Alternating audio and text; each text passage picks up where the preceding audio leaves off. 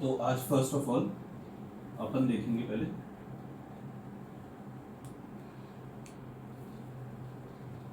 अब चाहे वो क्लाउड कंप्यूटिंग हो चाहे ट्रेडिशनल कंप्यूटिंग, ठीक है, तीन चीजें बहुत इंपॉर्टेंट होती हैं।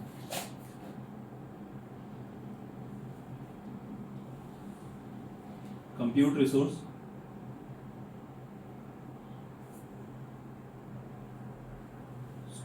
स्टोरेज रिसोर्स,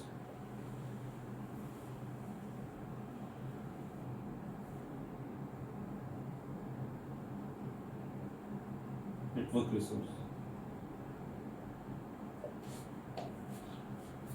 कोई भी कंप्यूटर ले ले, लैपटॉप ले ले या हाई एंड सर्वर ले ले, ठीक है, ये तीन कोर यूनिट के बिना वो नहीं चल सकता, ठीक है। और इसी पे ही हमारा मोस्टली जो भी हम लोग एप्लीकेशन बनाते हैं वो डिपेंड करता है, मतलब ये मिनिमम तो रहेगी। अब हम अगर AWS के सेंस में बात करें तो कंप्यूट हमारा क्या हो जाता है, AWS EC2,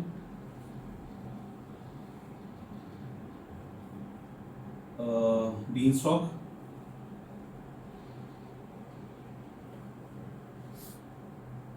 या ECS, EKS, ठीक है, हमें कंप्यूट प्रोवाइड कर देता है जहां पर हम लोग अपना जो भी प्रोसेसिंग है वो करते हैं। कंप्यूट होता क्या है, मतलब ऐसा यूनिट या ऐसा रिसोर्स जो उस पर्टिकुलर यूनिट को या उस पर्टिकुलर सर्वर को कंप्यूटेशन पावर प्रोवाइड करे।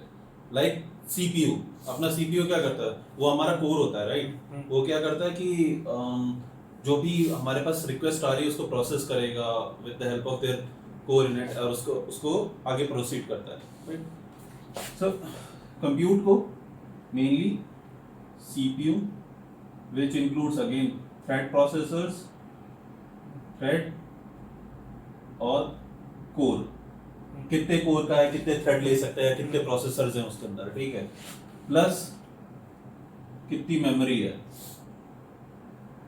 और उसका आर्किटेक्चर टाइप क्या है, AMD है, इंटेल है, ठीक है। ये इसीलिए जब तुम EC2 बनाते हो तो जब तुम इंस्टेंस टाइप दोगे, ठीक है, तो उधर ये इनमें से ही आएगा। अभी हमने EC2 पढ़ा नहीं है, EC2 जब पढ़ेंगे तब वो ये चीज है, ठीक है।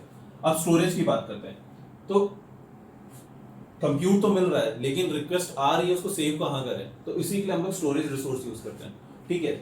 अब स्टोरेज रिसोर्स भी दो टाइप के होते हैं, उसके बारे में हम बाद में बात करेंगे, बट फर्स्ट ऑफ ऑल हम ये बात करते हैं कि AWS क्या प्रोवाइड करता है। तो AWS प्रोवाइड करता है EBS, elastic block storage, S3, S3 glacier, ठीक है। हाँ, मतलब यही दो अभी के लिए ये तीन हमारे लिए अभी के लिए हैं, ठीक है। अब नेटवर्क की बात करते हैं। चलो, कंप्यूट रिसोर्स तो हो गया, ठीक है, कंप्यूटेशन हो गई, हमने उसको स्टोर भी कर लिया, लेकिन उसको हम ट्रांसमिट कैसे करें, मतलब एक यूनिट से दूसरे यूनिट में ट्रांसमिशन कैसा होगा, वो होगा नेटवर्क के थ्रू, ठीक है। और इसका कोर एग्जांपल हमारे पास क्या रहता है, VPC, ठीक है, क्लाउड फ्रंट,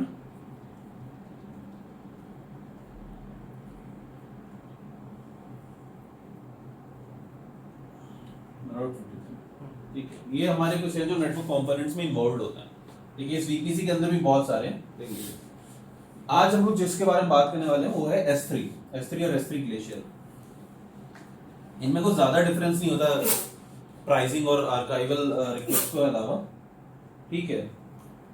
तो वो मैंने बोला था स्टोरेज दो टाइप के होते हैं, राइट, तब हम उसके बारे में बात करेंगे।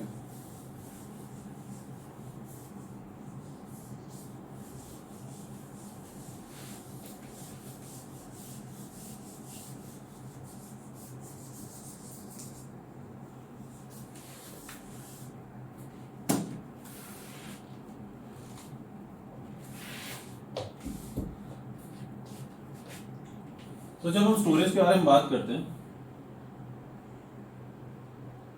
तो AWS में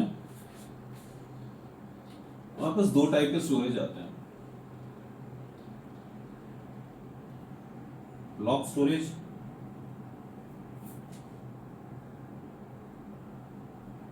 ऑब्जेक्ट स्टोरेज, ठीक है। ब्लॉक स्टोरेज क्या होता है और ऑब्जेक्ट स्टोरेज, ये हम लोग अलग अलग अभी बात करते हैं। तो तुम लोगों ने जब भी तुम लोग सीपीयू करते होगे, तुम लोगों ने पार्टीशन का नाम सुना होगा, तुम लोगों ने डिस्क का नाम सुना होगा, वॉल्यूम का नाम सुना होगा, राइट? तो वो सब ब्लॉक है। तो ऐसा स्टोरेज जो एक इंडिविजुअल यूनिट प्रोवाइड करता है, जिसका जो रॉ स्टोरेज होता है, जिसको सपोज इसको हम रॉ स्टोरेज बोलेंगे, ठीक है। एक हमें डब्बा दे दिया गया, वो डब्बा 10 आइटम्स को कंटेन कर सकता है, ठीक है। तो इस डब्बे को हम एक प्रॉपर का प्रॉपर ब्लॉक स्टोरेज बोलेंगे। ये प्रॉपर ही एक ब्लॉक स्टोरेज है, ठीक है। ये एक इंडिविजुअल यूनिट की तरह काम करता है। सिमिलरली तुमने इसको अगर तुम रिलेट करना चाहो तो तुम्हारा हार्ड ड्राइव है, ठीक है। एक हार्ड ड्राइव एक ब्लॉक स्टोरेज है तुम्हारा, ठीक है। हार्ड ड्राइव को हम नॉर्मल टर्म्स में क्या बोलते हैं, वॉल्यूम्स, ठीक है। हमारे जो वॉल्यूम्स है उनको हम इस तरीके से डिनोट करते हैं। तो एक रॉ स्टोरेज हमारा एक वॉल्यूम है, इंडिपेंडेंट डिस्क, ठीक है। अब सपोज तुम्हें दूसरा डब्बा मिल गया, तो ये दूसरा ब्लॉक स्टोरेज है, ठीक। ब्लॉक स्टोरेज की सबसे बड़ी प्रॉब्लम क्या है कि इन स्टोरेज को यूज करने के लिए आपको एक एक्सटर्नल ऑपरेटिंग सिस्टम चाहिए या गेस्ट ऑपरेटिंग सिस्टम चाहिए, ठीक है। तो सपोज तुमने भाई डेटा है इसके अंदर, लेकिन अब तुम्हें इसको एक्सेस करना है। तो इसको एक्सेस करने के लिए तुम्हारे पास एक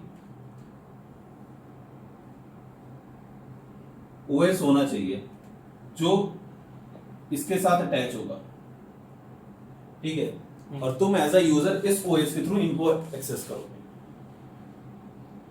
समझा? ये तुम्हारे थोड़ा रिलेटेबल होगा हमारे नॉर्मल कंप्यूटर्स के साथ भी, ठीक है। जो हमारा हार्ड ड्राइव होता है वो इंडिपेंडेंट डिस्क होता है, लेकिन उसको एक्सेस करने के लिए आपको उसको किसी ऑपरेटिंग सिस्टम के साथ कनेक्ट करना होना चाहिए, तभी आप उसको एक्सेस कर सकते हो, वरना आप उसको एक्सेस नहीं कर सकते, ठीक है। एनी हाउ कुछ भी कर लो, आपको किसी कंप्यूटर रिसोर्स के साथ उसको अटैच करना होगा। तो हमने पिछले में पढ़ा था ना, कंप्यूटर रिसोर्स, स्टोरेज रिसोर्स और नेटवर्क रिसोर्स, तो ठीक है। इवन तो तुमने उसको नेटवर्क से भी कनेक्ट किया तो वो नेटवर्क किसी ना किसी ऑपरेटिंग सिस्टम से कनेक्ट होगा, ठीक है। ब्लॉक स्टोरेज तुम्हें थोड़ा सा बहुत से फॉर्मेट में आता है, NTFS, FAT, FAT32, तो जैसा ऑपरेटिंग सिस्टम वैसा उसका डिस्क फॉर्मेट। तुमने सुना होगा कि यार अगर तुम्हें लिनक्स बनाना है तो उसके लिनक्स के डिस्क फॉर्मेट में तुम्हें रखना पड़ेगा, वरना विंडोज वाली हार्ड ड्राइव नहीं चलती, बूटेबल नहीं बनती है, राइट? वैसे ही सेम है इसमें। तो ये NTFS, FAT, FAT32 ये हम लोग नॉर्मली विंडोज में यूज करते हैं, वेयर एज एक्सटेंशन हम लोग लिनक्स में यूज करते हैं, लिनक्स और यूनिक्स, ठीक है। सो अब ये यूज कहां कहां होता है? ऐसी जगह जहां पर आपको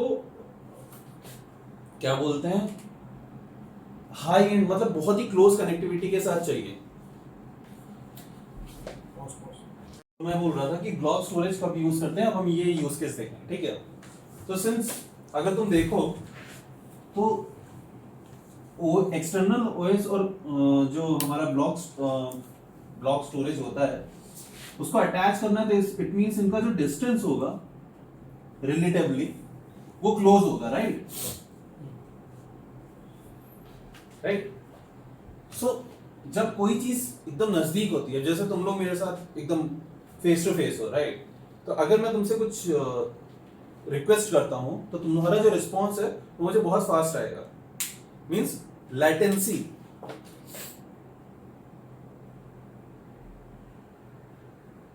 वो लो रहती है, विच मींस रिस्पॉन्स टाइम वो इफेक्टिव रहती है, ठीक है।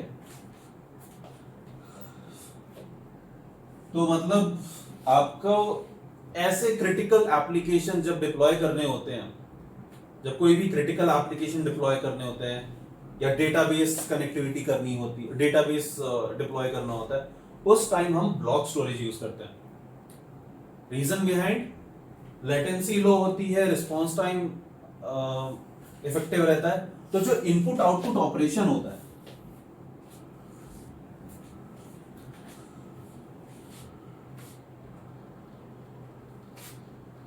तो जो इनपुट आउटपुट ऑपरेशंस होते हैं, ठीक है, वो हाई रहते हैं। मतलब नंबर ऑफ इनपुट, अब मैं जैसे तुमसे बात कर रहा हूं, ठीक है, अब सिंस मेरे पास रिस्पांस टाइम जल्दी मतलब रिस्पांस मेरे पास जल्दी आ रहा है, तो मतलब मैं उस बेसिस पे, अब जैसे मैंने पूछा व्हाट इज योर नेम, तूने मुझे अपना रिप्लाई किया, राइट, फिर मैंने पूछा वेयर आर यू फ्रॉम, तुमने मुझे वो रिप्लाई किया, तो जो सिंस रिस्पांस जल्दी जल्दी आ रहे हैं, इसके वजह से क्या हो रहा है कि मेरे रिक्वेस्ट भी बढ़ते जा रहे हैं, मतलब इनपुट और आउटपुट का ऑपरेशन हाई होते जा रहा है, ठीक है। इसका मतलब जो कॉन्वर्सेशन है वो बहुत इफेक्टिव होगी, ठीक है। तो उसी तरीके से जब हम एप्लीकेशंस की बात करते हैं जो डिप्लॉयड होते हैं ब्लॉक स्टोरेज में, उनके भी इनपुट आउटपुट ऑपरेशन बहुत फास्ट होते हैं, जो कि एक रिक्वायरमेंट है एप्लीकेशन की। जब आप अपनी वेबसाइट लॉन्च करते हो, जब आप अपना वेब एप्लीकेशन लॉन्च करते हो, डेस्कटॉप एप्लीकेशन लॉन्च करते हो, आपका यूजर जो उसको यूज कर रहा था वो यही चाहेगा कि जो रिक्वेस्ट वो सपोज डाल रहा है, सपोज उसने रजिस्टर किया तो तुरंत आ जाएगी your registration has been successful, ठीक है, लॉगिन किया तुरंत लॉगिन आ जाए, वो ये एक्सपेक्टेशन लेके चल रहा है। और इस एक्सपेक्टेशन के लिए आपके वेब एप्लीकेशन को प्रोसेस जल्दी करना होगा। प्रोसेस जल्दी करने के लिए उसके जितने भी रिसोर्सेज हैं उनका इनपुट आउटपुट ऑपरेशन बहुत फास्ट होना चाहिए, मींस लेटेंसी लो होनी चाहिए, ठीक है। इसके वजह से हम इसको ब्लॉक स्टोरेज में यूज करते हैं, ठीक।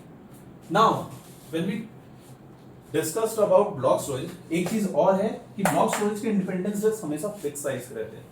आपने अगर कभी हार्ड ड्राइव खरीदा, वो 1 टीबी की है, अब अगर आपको एक्सटेंड करानी है अपने कंप्यूटर की हार्ड ड्राइव की कैपेसिटी, तो आपको दूसरा हार्ड ड्राइव खरीदना होगा, उसी में आप कुछ नहीं कर सकते कि 1 टीबी से वो 2 टीबी हो जाए, राइट।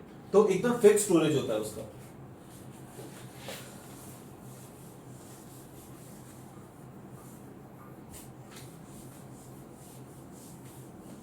अब इसकी सबसे बड़ी प्रॉब्लम क्या है ब्लॉक स्टोरेज की, कि यार पहली तो चीज फिक्स्ड स्टोरेज है, ठीक है। दूसरा प्रॉब्लम ये है कि इसको एक्सटर्नल ओएस चाहिए, ठीक।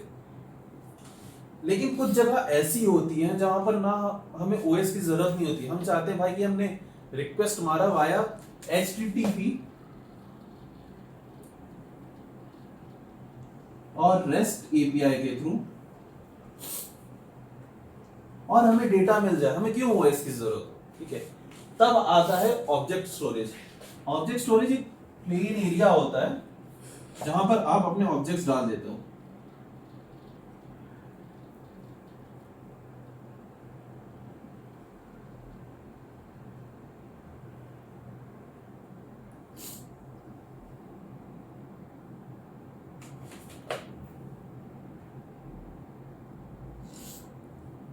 ठीक है। ये ऑब्जेक्ट किसी भी साइज के हो सकते हैं, ये ऑब्जेक्ट किसी भी टाइप के हो सकते हैं, मे बी ये फाइल हो सकता है, ये फोल्डर हो सकता है, और डायरेक्टरी जिसको हम बोलते हैं, ठीक है। और इसको यूज करने के लिए हमें कोई एक्सटर्नल ओएस की जरूरत नहीं है, इसको वाया हम HTTP, जैसे हम वेबसाइट एक्सेस करते हैं वैसे HTTP रिक्वेस्ट डाल के हम यूज कर सकते हैं, या रेस्ट एपीआई जो बैकएंड एपीआई हम लोग यूज करते हैं उसके थ्रू हिट करके यूज कर सकते हैं विद प्रॉपर क्रेडेंशियल, जो भी उसका ऑथेंटिकेशन मॉडल होगा, ठीक है। जो भी ऑथ मॉडल होता है उसके बेसिस, ऑथ मतलब ऑथेंटिकेशन, मैं ऑथ बोलूंगा इसको आगे मतलब जब भी यूज करना होगा। सो ऑब्जेक्ट स्टोरेज ये होता है। सो यहाँ पर अगर देखो तो एडवांटेज हमारे पास ये है कि एक्सटर्नल चीजें यूज हो रही है, राइट, एक्सटर्नल ओएस की जरूरत नहीं है हमें। तो अब क्वेश्चन ये अराइज होता है कि जब ये इतना इफेक्टिव है, जब इसको एक्सटर्नल ओएस की जरूरत नहीं है, तो हम वेब एप्लीकेशन यहीं क्यों नहीं होस्ट करते, ऐसे ही क्यों मॉडल में हम नहीं होस्ट करते, राइट। तो इसका आंसर सिंपल सा है कि प्रोसेसिंग के लिए हमें क्या चाहिए था, लो लेटेंसी, राइट। यहां पर प्रॉब्लम ये हो जाती है कि ये एक जगह पर पड़ा होगा और आपके यूजर कहीं पर भी हो सकता है, ठीक है। दूसरा यहां पर लेटेंसी थोड़ा सा इंपैक्ट होती है, तो यहां पर हम लोग क्या स्टोर करते हैं, यहां पर हम लोग स्टैटिक फाइल्स स्टोर करते हैं,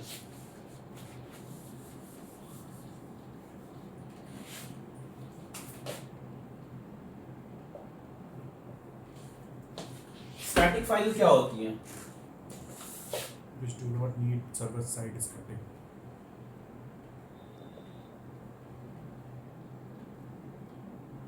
video, pics, log file, HTML files. So suppose तुम्हारे वेबसाइट में कोई वीडियो है जो प्ले होता है फॉर कस्टमर्स, राइट? तो वो वीडियोस हम ऑब्जेक्ट स्टोरेज में डाल सकते हैं। क्यों हम ब्लॉक स्टोरेज खराब करें? ब्लॉक स्टोरेज की सबसे बड़ी डिसएडवांटेज है वो फिक्स साइज का है। अगर हम हर जगह वीडियो उसी में डालते रहेंगे तो वो पूरा साइज भर जाएगा, ठीक है? और दूसरी चीज, वीडियो की लेटेंसी थोड़ी बहुत भी हैम्पर होगी चलेगा, लेकिन पूरे एप्लीकेशन की परफॉर्मेंस तो हैम्पर नहीं हो रही ना उससे। Similar for the pics, log files के लिए ज्यादातर यूज होता है। ऑब्जेक्ट स्टोरेज में बेसिकली हम कभी कभी अपने एप्लीकेशन लॉग्स को वहां पर डालते हैं फॉर आर्काइवल प्रोसेस, ठीक है? आर्काइव्स के लिए हम उधर डालते हैं। और HTML फाइल, जो कि HTML फाइल नॉर्मल सी होती है जिसको हम HTTP एक्सेस से यूज कर सकते हैं, ठीक है? अब इतना सब हो गया, ये हो गया, तो अब हम बात करते हैं कि AWS ब्लॉक स्टोरेज में कौन सी सर्विसेज प्रोवाइड करता है और ऑब्जेक्ट स्टोरेज में कौन सी सर्विस प्रोवाइड करता है, ठीक है? जो अभी तक हमने पढ़ा ब्लॉक स्टोरेज या ऑब्जेक्ट स्टोरेज, ये कंप्यूटर वर्ल्ड में या जो हम कंप्यूटर साइंस के वर्ल्ड में हम लोग इसको यूज ही करते हैं, ये टर्म है, ठीक है? ये फंडामेंटल्स है। इस फंडामेंटल को यूज करके AWS ने अपनी खुद की सर्विसेज बनाई है।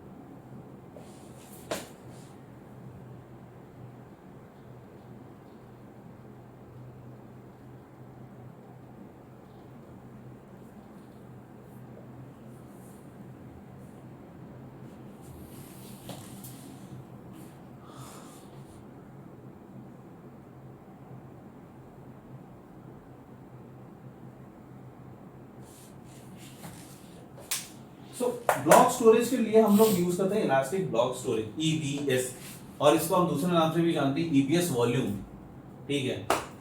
सो AWS EBS यूज होता है जब भी आप इंस्टेंस प्रोविजन करते हो, जो भी AWS के EC2 इंस्टेंस होते हैं जिसके बारे में हम आगे पढ़ेंगे, उधर इसको हम अटैच करते हैं, इसको नहीं। इसकी IO इनपुट आउटपुट की ऑपरेशन की कैपेसिटी बहुत हाई होती है ब्लॉक स्टोरेज की, जैसे हमने बात की, ठीक है? तो इसीलिए हम इसको यूज करते हैं सो दैट इंस्टेंस अच्छा परफॉर्म करे। कंप्यूट अकेले ही वर्क नहीं कर सकता, उसको तीनों का सिंक्रोनाइजेशन चाहिए, उसका नेटवर्क और स्टोरेज भी ऑप्टिमल चाहिए। आपका PC i5 प्रोसेसर का हो सकता है, लेकिन अगर आपका HDD है, hard drive, magnetic hard drive, तो परफॉर्मेंस लो होगी। वहीं आपका SSD है तो आपकी परफॉर्मेंस हाई होगी। मतलब आपका स्टोरेज भी डिफाइन करता है कि आपका जो प्रॉपर लैपटॉप या कंप्यूटर है उसकी प्रोसेसिंग यूनिट या टाइम कितना लगना है, ठीक है?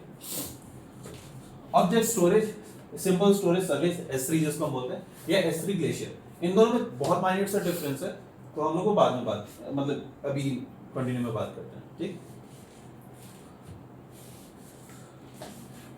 तो आज जिसको हम पढ़ने वाले हैं वो है सिंपल स्टोरेज सर्विस S3, ठीक है?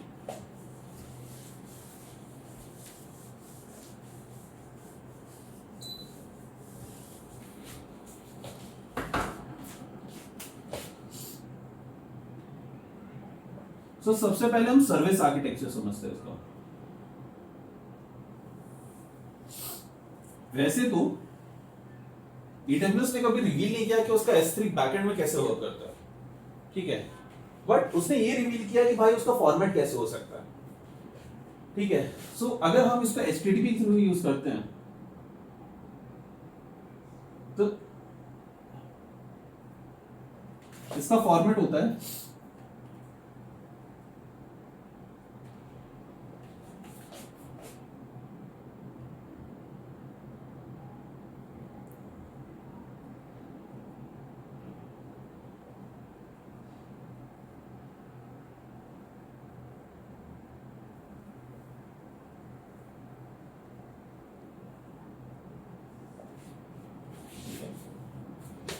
और इसको अगर हम AWS CLI के थ्रू यूज करते हैं, जो इनका तरीका होता है,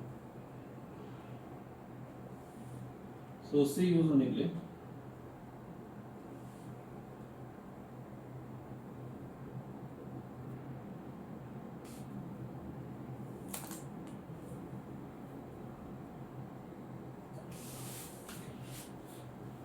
अभी तक चलो ये तो एक नॉर्मल सा सिंटैक्स है ये, लेकिन यहाँ दो टर्म यूज हो रहे हैं, राइट। अब ऑब्जेक्ट तो हमें मालूम है कि जो ऑब्जेक्ट हमने सेव किया है, जो हमने अपलोड किया होगा, वो ऑब्जेक्ट का नेम हम यहाँ पर देंगे, right. But what is this bucket name, right. ये बकेट नेम क्या है? तो AWS का एक कॉन्सेप्ट है, AWS S3 बकेट, ठीक है। एक हम लोगों ने in our daily life also, अगर हमें कोई भी चीज अच्छे तरीके से रखनी होती है, तो सपोज हमें पढ़ाई की बुक हमने अलग रख दी, मैगजीन्स अलग रख दिए, और क्या बोलते हैं, बाकी पढ़ने के आइटम अलग रख दिए, राइट। यही करते हैं, तो कुछ इस तरीके से बनता है। चलो तुम्हारी पढ़ाई की स्टडी की बुक्स होगी S1, S2, S3, ये तुम्हारा स्टडी कॉलम हो गया, ठीक है। ऐसी तुमने मैगजीन्स रख दी। अब तुम थोड़े से मार्वल फैन हो, तो तुमने अपनी मैगजीन मार्वल की यहाँ पर रखी हुई है, ठीक है। तो जब तुम्हें कभी भी मन किया पढ़ने का, तुमने स्टडी वाले कॉलम से उठाया और अपनी बुक उठाई स्पेसिफिक और यूज किया, ठीक है। मैगजीन पढ़ने का मन किया, सोचा आज मार्वल की कोई कॉमिक्स देख ली जाए, तो सीधे यहीं पर डायरेक्टली तुम्हें मालूम है कहां पर तुम्हारी कॉमिक्स रखी है मार्वल की, तो वहां पर गए, वहां से निकाल लिया, राइट। सो ये क्लासिफिकेशन जब हम करते हैं, तो हमारा क्या होता है कि हमारा कहां पर जाना है, किसको हिट करना है, ये हमें मालूम होता है, ठीक है। अब ये भी हो सकता है कि भाई इधर एक बुक है, उसका नाम V है, सपोज V है, ठीक है। यहां पर भी एक मैगजीन बुक है, उसका नाम V है, लेकिन तुम्हें कंफ्यूजन नहीं है कि ये V और ये V क्या है, ठीक है। अगर यही सेम कॉलम में रखी होती, लाइक दिस, ये कॉलम है पूरा का पूरा, यहां पर ये V बुक रखी होती, ये भी V बुक रखी होती, और फिर ये कोई B और C बुक रखी है, ठीक है। अब तुम दूर से देखते बोलते यार ये दो V बुक रखी है, इनमें से कौन सी मेरी है जो मेरे को चाहिए। सपोज तुम्हें मैगजीन पढ़ने का मन है, अब तुम्हें ये दोनों बुक निकाल के देखना पड़ेगा कि भाई कौन सी है मेरी, राइट। Whereas अगर तुम्हें मैगजीन पढ़ने का मन है और यहाँ पर V बुक है, तो तुम्हें मालूम है भाई ये मैगजीन वाली बुक है, यहाँ पर V वाला होगा, ठीक है। सो इस क्लासिफिकेशन को AWS क्या बोलता है?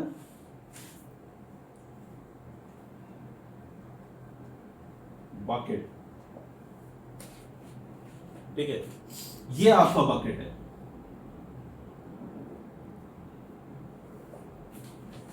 अब ये बकेट क्लासिफिकेशन आपको कहां कहां हेल्प करता है? सो सपोज डेव के लिए आपकी स्टैटिक फाइल कुछ है, QA के एनवायरनमेंट के लिए आप, सो एनवायरनमेंट वाइज सपोज आपकी फाइल चेंज है, ठीक है, तो आपने एनवायरनमेंट नेम के हिसाब से बकेट नेम बना लिए, ठीक है, और उन बकेट के अंदर आपने अपनी फाइल सेव करके रख दी।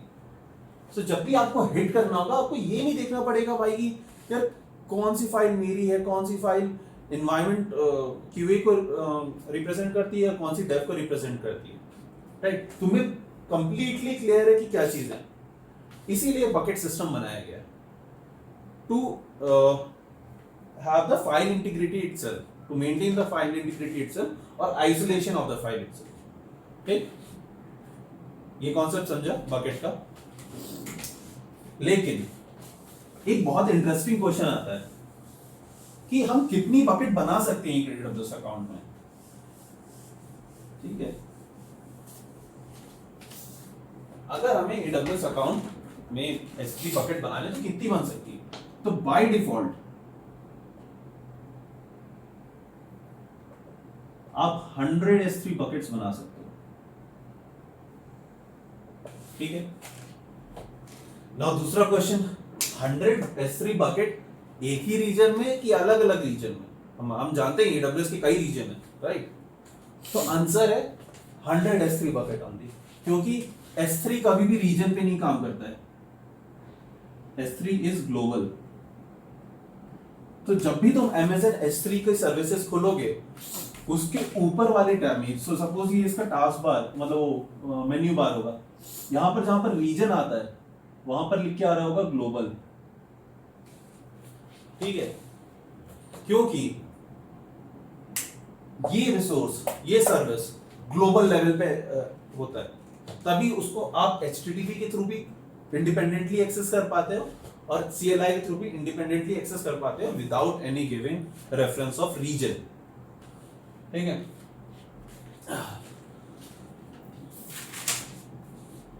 अब ये तो हो गई बात कि भाई हमने पूरा सब दे दिया। Now there is a thing कि अब ये तो एक सिंपल टर्म की बात होगी, अब हम इसको सिक्योर कैसे करें? भाई कंटेंट हमेशा सिक्योर होना चाहिए, आजकल तो व्हाट्सएप भी इंक्रिप्शन ला रहा है, ठीक है? तो S3 की फाइल कैसे इंक्रिप्ट होती है? तो देयर आर टू वेज जिससे हम लोग, सो S3 के अंदर एक इंक्रिप्शन करके सर्विस होती है, सर्विस बोल रहा हूं, सॉरी, फीचर होता है, ठीक है? अब इंक्रिप्शन भी दो टाइप से हो सकता है।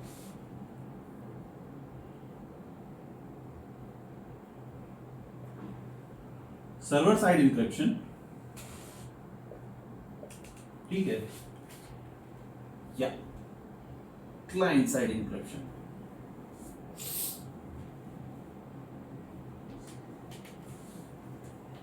ठीक है, अब सर्वर साइड का मतलब क्या है कि भाई S3 मैनेज कर रहा है इंक्रिप्शन पूरे, आप बस की देते हो।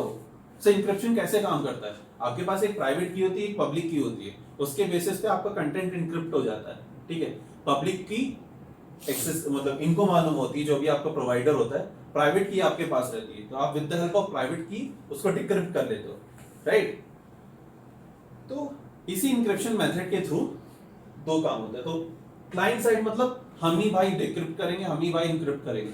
सर्वर साइड मतलब हमने उनको दे रखा है अपनी इंक्रिप्शन कीज, वो उसको मैनेज करके इंक्रिप्ट और डिक्रिप्ट करेंगे, ठीक है? सो सर्वर साइड इंक्रिप्शन भी तीन मेथड से हो सकता है।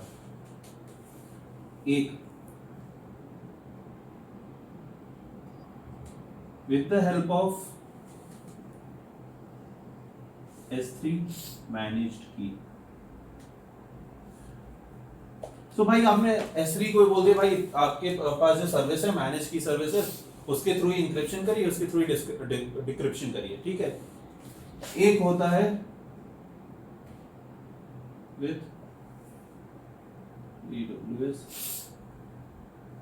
secret KMS managed key। So there is a service called as KMS, key management service, ठीक है? सो उसके अंदर आपने सपोज एक मैनेज की बना दी और बोला भाई इसके थ्रू इंक्रिप्शन और डिक्रिप्शन करना है, ठीक है? एक ये मेथड है, और एक थर्ड है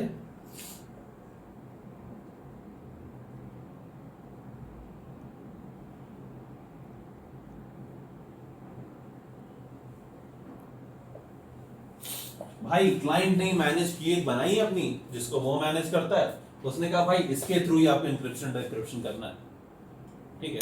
ये करते कैसे है, ये हम एडवांस S3 में सीखेंगे। अभी हम S3 के बेसिक्स पढ़ रहे हैं, ठीक है? जिससे मतलब हम ये समझ पाए कि AWS S3 करता कैसे। ये सारी चीजें थोड़ी सी एडवांस आएंगी, जबकि हम लोग बेसिकली बाद में करेंगे, ठीक? क्लाइंट साइड सिंपल सा है भाई, आप ही ने इंक्रिप्ट करके डाल दिया, अब उसको आके फिर डिक्रिप्शन कर रहे हो, ठीक है? तो ये होता है हमारा S3 इंक्रिप्शन, समझे? ये समझ रहा है? नाउ जब भी हम कोई ऑब्जेक्ट किसी बकेट में डालते हैं, ठीक है, तो उसको हमें परमिशन गिवन करनी होती है। so, एक ऑब्जेक्ट जो होता है वो या तो प्राइवेट होता है, प्राइवेट ऑब्जेक्ट जिसको हम बोलते हैं,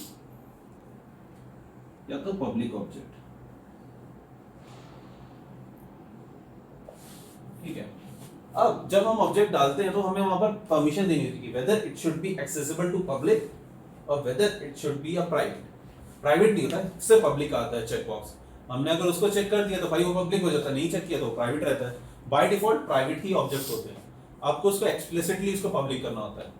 लेकिन मेक श्योर पब्लिक वही आइटम हो जो कि सिर्फ मतलब आपको कोई कॉन्फिडेंशियल आइटम ना हो, ठीक है। प्राइवेट ऑब्जेक्ट कैसे एक्सेस होते हैं, अब ये भी बात है।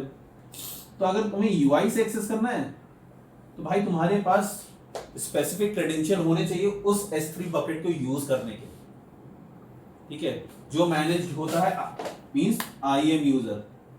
आप वो IAM यूजर होने चाहिए जिसको उस बकेट की परमिशन हो, ठीक है। ऑब्जेक्ट कहां से होते हैं, बकेट में होते हैं, बकेट लेवल परमिशंस दी जाती है, ठीक है, ऑब्जेक्ट लेवल परमिशंस नहीं दी जाती। वैसे दे सकते हैं but it's a very complex way to do it. तो bucket level permissions IAM users को मिलती है। फॉर एग्जांपल एक स्टैटिक फाइल है तो यूआई मतलब S3 बकेट है हमारे पास, तो यूआई को भाई सिर्फ यूआई डेवलपर को यूआई लेवल के बकेट का एक्सेस रहेगा, राइट। तो हमने उधर जाके भाई प्राइवेट ऑब्जेक्ट जितने भी हैं उनको जाके चेक किया, एडिट किया, अपलोड कर दिया, ठीक। वेयरएज CLI के थ्रू भी हम कर सकते हैं, जिसके लिए हमें AWS CLI यूज करना होता है विथ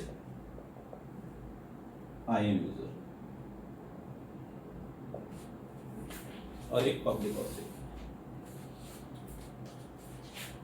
ना कभी कभी ऐसा भी होता है कि भाई कोई प्राइवेट ऑब्जेक्ट है, ठीक है, तो तुम्हारे पास एक रिक्वेस्ट है, राहुल एक डेवऑप्स पर्सन है, ठीक है, वो सारे S3 बकेट को मैनेज करता है, ठीक है।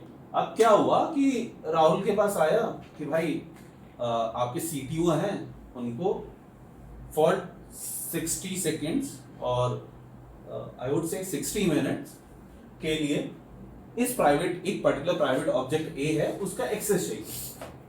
तब आप उसके लिए आप CTO का IAM यूजर तो बनाओगे नहीं, there would be many things which needs an approval और उनको जल्दी चाहिए। तो इन मोमेंट्स के लिए, इन सिचुएशन के लिए एक फीचर होता है जिसको हम बोलते हैं प्री साइंड URL, ठीक है। सो प्री साइंड URL क्या करता है, for a moment of time एक URL जनरेट होती है, ठीक है, जो आप किसी एक स्पेसिफिक यूजर को देते हो और वो यूजर उसको लॉगिन करने की जरूरत नहीं होती है, वो with the help of that URL only वो इस प्राइवेट ऑब्जेक्ट को एक्सेस कर सकता है, ठीक है। इसको हम प्री साइंड URL बोलते हैं। अब प्री साइंड URL हम बनाते कैसे, सो उसका भी एक सिंटैक्स है जो कि है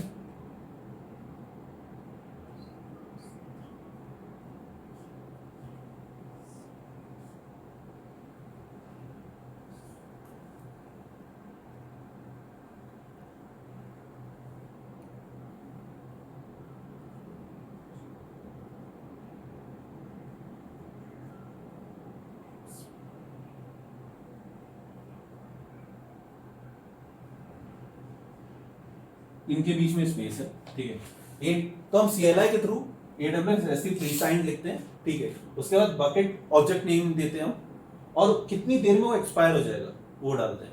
उसके बाद हम URL कॉपी करके उस बंदे को दे देते हैं। आपके CTO ने यूज किया, उसको हमको बता दिया भाई फॉर 1 आवर ओनली आपके पास है, तो आपको टेंशन लेने की जरूरत नहीं भाई कि ओके। अच्छा, अगर IAM यूजर बना के करते तो पहली चीज क्या होती, फर्स्ट ऑफ ऑल आपको अप्रूवल लेना होता फ्रॉम योर IT डिपार्टमेंट, क्योंकि हम एक IAM यूजर बनाने जा रहे हैं, ठीक है। हमने IAM यूजर बनाया, अप्रूवल मिला, मे बी 30 मिनट में मिल गया क्योंकि CTO की बात है, वैसे तो एक दिन में मिलता है, तो 30 मिनट में आपको अप्रूवल मिल गया। आपको IAM क्रिएट करने में लगे ऑलमोस्ट लाइक 10 मिनट्स, 40 मिनट्स हो गए, ठीक है। उसके बाद आपने IAM क्रिएट किया, अब आपके CTO को आपको बताना पड़ेगा कि कहाँ कहाँ जाके आपको एक्सेस करना है, आपने मेल किया, ठीक है, मिला के 40 मिनट हो गए क्योंकि ईमेल राइटिंग भी है भाई, ठीक है। 40 मिनट्स बाद उनको एक्सेस मिल रहा है, ठीक है। अब फ्रॉम द रिक्वेस्ट मोमेंट, अब अगर हम बात करते हैं प्री साइंड URL की, ठीक है, विद इन 5 मिनट्स आपने ये हिट किया, आपको URL मिला, आपने दे दिया, आपने 35 मिनट सेव किए जो वो CTO यूज करेगा to access this file, right. DevOps हमेशा टाइम बचाता है, कॉस्ट बचाता है और प्रोसेस इफेक्टिव करता है, ठीक है।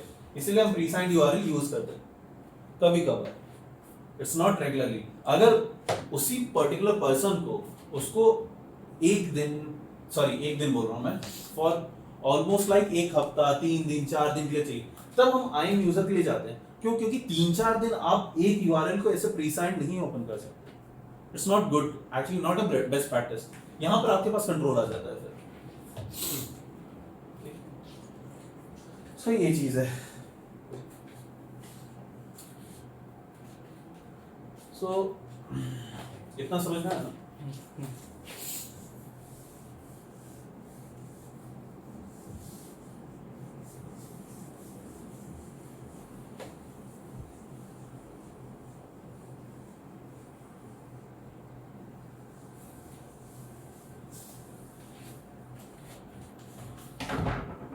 अब बात क्या है कि आपने गिट के बारे में सुना ही है. ठीक है, गिट एक वर्जनिंग सिस्टम है, कोड वर्जनिंग सिस्टम है, सीएम.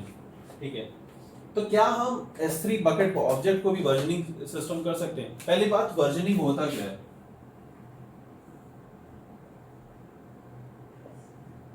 सो सपोज आपका एक बकेट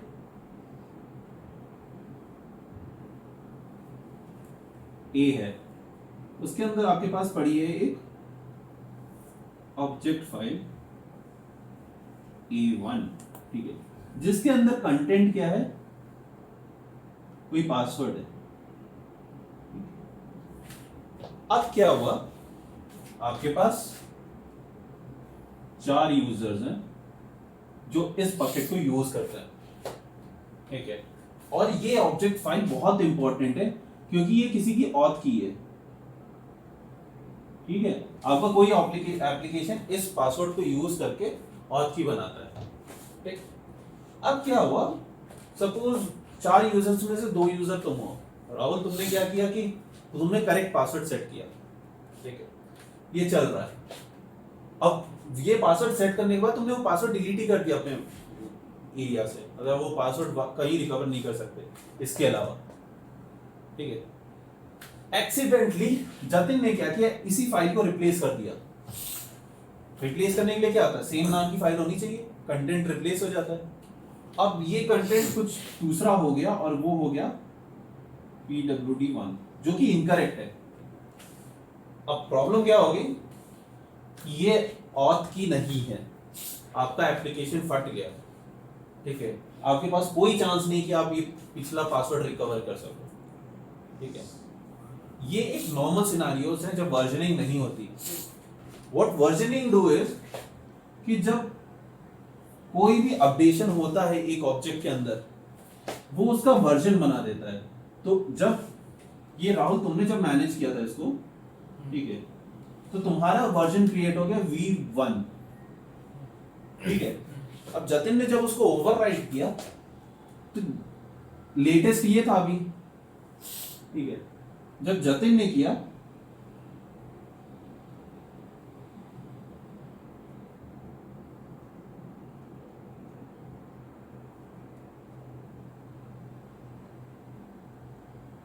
तो ये हो गया V2 और S3 बकेट के हिसाब से लेटेस्ट A1 ये है. तो जब भी ऑथ की एक्सेस करने की बात आएगी तो इसको उठा के करेगा. ठीक है, अब ये गलत था, फट गया कोड. तो राहुल, तुम्हें मालूम है कि तुमने एक चीज बनाई थी और वो वर्जन 1 में है. तुमने क्या किया, वर्जन 1 को रिकवर मार दिया. सो ये हट गया और वापस हम V1 पे आ गए. सो वर्जनिंग इन चीजों में हेल्प करती है. ठीक है, so there is an option, जब भी तुम S3 बकेट क्रिएट करोगे वहां पर आएगा do you want to do a versioning, तो यस कर देना बस.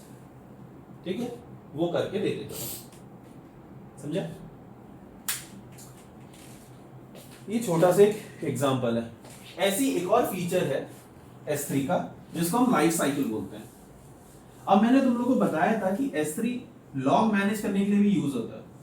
ठीक है, अब एप्लीकेशन का लॉग एक दिन में बहुत ज्यादा होता है. ठीक है, तो सपोज एक बकेट A है,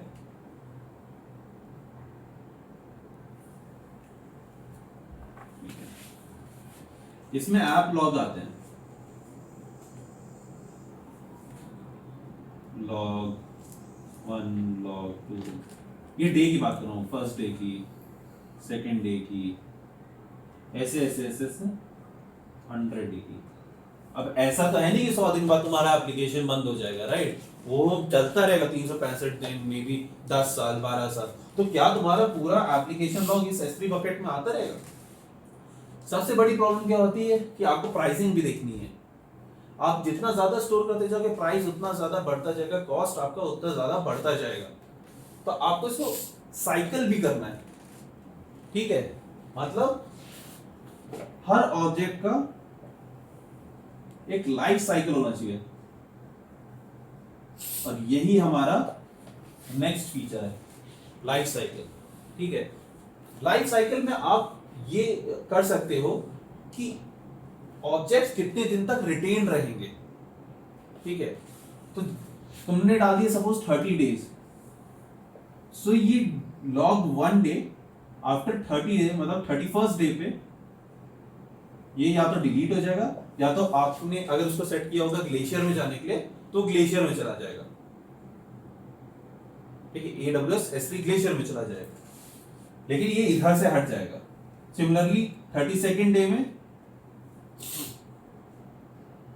ये इधर से हट जाएगा, और ऐसे ऐसे जाते जाते ये लाइफ साइकिल इसकी चलती जाएगी। तो इससे क्या हुआ, आपकी कॉस्टिंग बचती है, प्लस आपकी आर्काइविंग भी ऑटोमेटिकली होती है। आपको आर्काइविंग करने की जरूरत नहीं है, अपने आप 30वें डे में वो चला जाएगा उधर। ठीक है, तो ये मैनेज फीचर होता है आपका life cycle, object life cycle. समझे? ओके,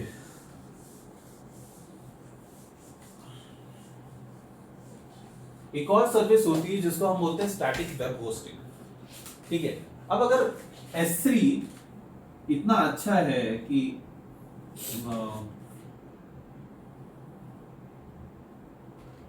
तो पहले हम बात करते हैं स्टैटिक वेब होस्टिंग की। सो अगर HTML फाइल को कभी भी सर्वर साइड प्रोसेसिंग की जरूरत नहीं होती है, क्लाइंट साइड प्रोसेसिंग की जरूरत होती है। ठीक है, सर्वर साइड मतलब HTML कभी भी सर्वर साइड नहीं है, क्लाइंट साइड है, तो एक स्टैटिक फाइल हो गई ऑब्वियसली। तो स्टैटिक फाइल है तो उसको हम S3 में भी यूज कर सकते हैं, क्योंकि हमारा ऑब्जेक्ट स्टोरेज और उर्फ S3 स्टैटिक वेब होस्टिंग तो स्टैटिक फाइल्स के लिए बना है। ठीक है, दैट्स व्हाई AWS ने बड़े स्मार्टली एक सर्विस निकाली जिसको उन्होंने बोला स्टैटिक वेब होस्टिंग। ठीक है, उसमें उन्होंने क्या किया, आपने भाई अपने डोमेन नेम का एक बकेट बनाया। ठीक है, उसके अंदर कंटेंट डाल दिए सारे, CSS, JS, इमेजेस, वीडियो और index.html। मेक श्योर index.html हो। ठीक है, और विद द हेल्प ऑफ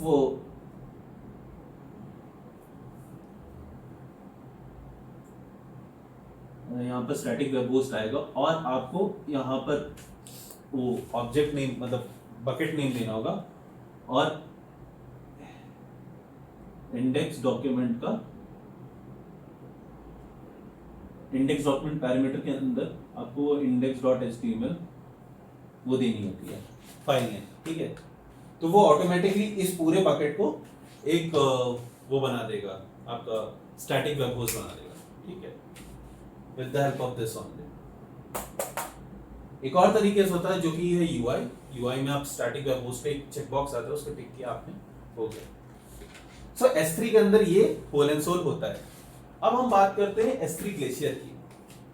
ठीक है, ये तो वेब होस्टिंग का हो गया, इसका मैं एक प्रैक्टिकल वीडियो बना के मैं डाल दूंगा। ठीक है, तो वो देख लेना एक बार कि कैसे करते हैं हम।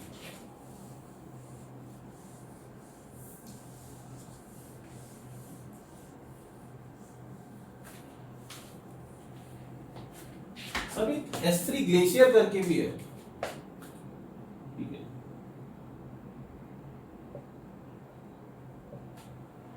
सो S3 ग्लेशियर कब यूज होता है?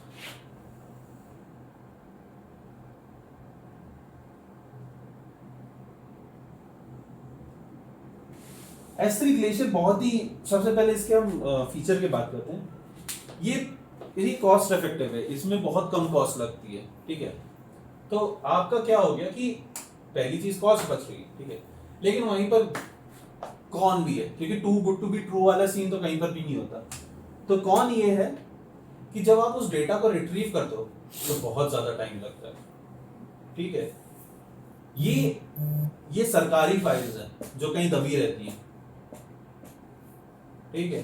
तो इनको निकालने के लिए तो मैं भाई टाइम लगेगा, इवन दो कॉस्ट इफेक्टिव है बट हाँ टाइम लगेगा। तो जब मैंने बात की कि ऑब्जेक्ट लाइफ साइकिल की, तो मोस्टली क्या होता है कि जितने भी लॉग्स होते हैं उनको ग्लेशियर में डाल दिया जाता है एक टाइम के बाद।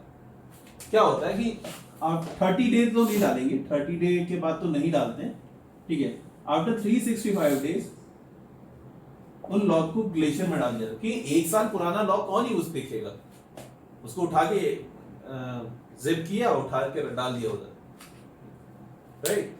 तो ये हमारा AWS S3 ग्लेशियर में होता है, कॉस्ट इफेक्टिव होता है। अब जब हमने इतनी बात कर ही ली है तो इसके बाद हम बात करते हैं कि तुम्हारे आज के टास्क क्या है।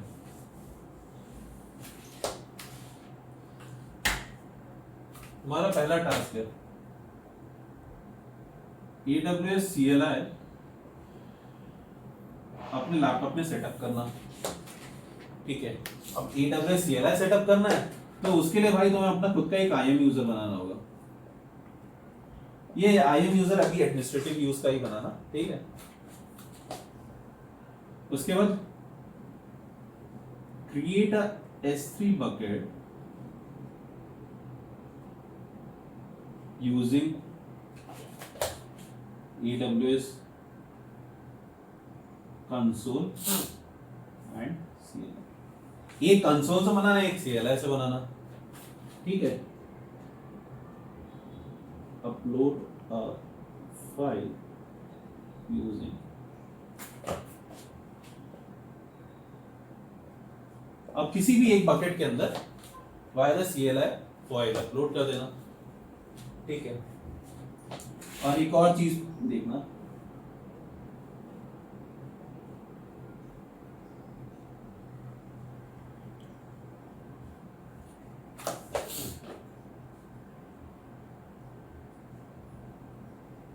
क्योंकि मैं बहुत यूज हूँ। सो S3 में भी HTTP रिक्वेस्ट हम S3 को लॉग कर सकते हैं, ठीक है। वैसे बाय डिफॉल्ट लॉगिंग जो होता है S3 बकेट का, S3 रिक्वेस्ट का, कौन से यूजर ने किस बकेट का एक्सेस किया, इन सब का लॉग मेंटेन नहीं होता है बाय डिफॉल्ट, लेकिन आप उसको ऑन कर सकते हो। तो जब भी तुम उसको ऑन करोगे तो उसमें एक request HTTP request method type आता है, गेट, पोस्ट, पुट, डिलीट, ठीक है। ये सारी अपडेट, ये सारे रिक्वेस्ट मेथड है HTTP के, तो वो तुम्हें पढ़ना है कि क्या क्या है और वो किस यूज में आता है। ये नॉट ओनली फॉर S3, ये REST APIs में भी यूज होता है, ठीक है। इसीलिए तो ये तुम्हारे 4 टाइप्स, इनको करना है।